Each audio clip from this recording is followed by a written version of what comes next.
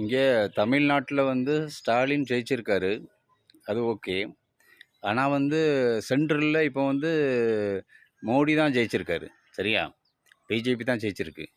அப்படிங்கும்போது அவங்க வந்து இப்போ சந்திரபாபு நாயுடுங்கிறத வந்து அவங்க கூட்டணி வச்சு தான் அவங்க வந்து ஆட்சி அமைக்க ட்ரை பண்ணுறாங்க. நிதிஷ்குமார் கூடயும் இவர் சந்திரபாபு நாயுடு கூடயும். இது என்னென்னா வந்து இப்போ 5 வருஷம் இவங்க வந்து இதை காரணம் காட்டி எதுவுமே தமிழ்நாட்டுக்கு ஒழுங்காக செய்ய மாட்டாங்க. ஏன் ஸ்டாலின் வந்து தற்காலிகமாக போய் அவர் கூட ஒரு கூட்டணி வைக்கக்கூடாது?